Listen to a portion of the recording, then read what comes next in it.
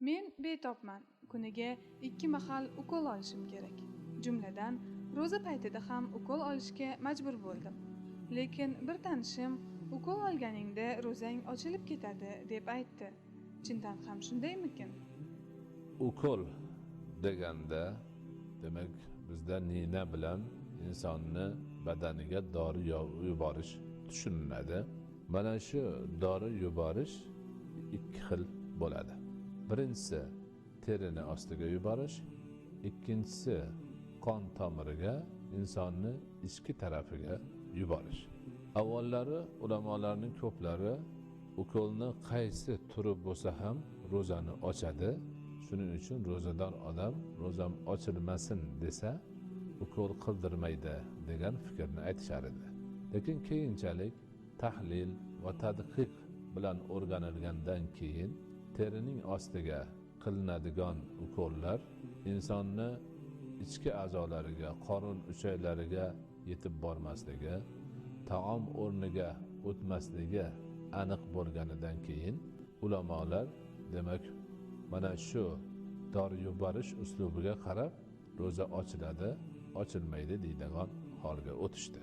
Bunda demak tomirga qilinadigan ukollar, ozuqa bo'ladigan, kishini ichiga, uchaylariga, qorinlariga dorini yetkazadigan demak uslublar, ukollar ro'zani ochadi. Terining ostiga dori yuboradigan demak uslubda ro'za ochilmaydi degan xulosaga keldilar. Bu quruq fatvo uchun aytilayotgan gap.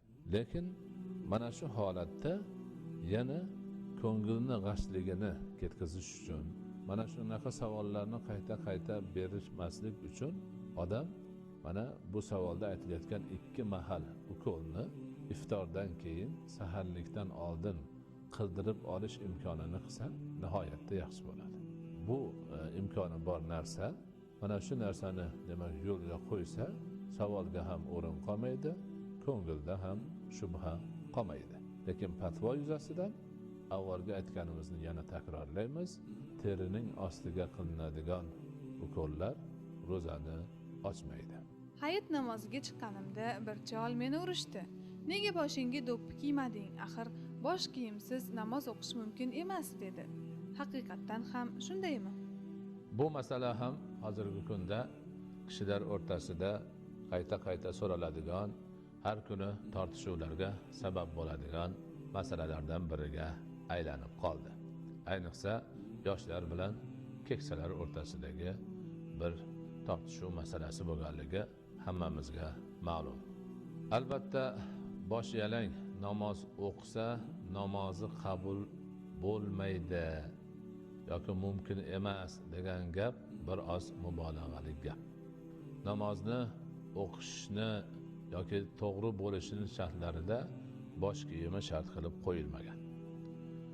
Ammo ko'pchilik yoshlarni mana bu narsani e'tiborsiz qoldirib, qasddan doimiy ravishda bosh yalang yurishni, bosh yalang namoz o'qishni demak odat qilib olishlari ham odobdan emas. Bosh yalang yoki do'ppisiz namoz o'qishlik kitoblarimizda beodoblik ekanligini qayta ta'kidlagan. Hozirgi kunda o'sha bosh yalang yuradigan azizlarni ko'plari Payg'ambar alayhisolatu vassalomning sunnatiga amal qilish, u kishini aytganlarini o'ziga o'xshatib ado etish lozimligi to'g'risida juda ko'p gapirardilar. Lekin bu borada u zotni qilganlarini, sahobai kiromlarni qilganlarini, ulamolarni, o'tgan barcha azizlarimizni amalini eslashni o'zlariga ep ko'rmaydilar. Agar qaraydigan bo'lsak, Payg'ambarimiz alayhisolatu vassalom ham, sahobai kiromlar ham, tobiinlar ham, tabi'inlar ham va yaqingacha barcha mo'min musulmonlar va ulamolar ham bosh yalang namoz o'qishni o'zlariga ep ko'rmaganlar. Modomiki salafi solihga taqlid qilishga, ularni demak ortidan ergashishni da'vo qilar ekanmiz. Bu ma'noda ham demak esdan chiqarmasligimiz kerak. Bosh yalang namoz o'qigandan ko'ra bosh kiyimi bilan namoz o'qish odob yuzasidan afzal ekanligini tushunib yetishimiz lozim.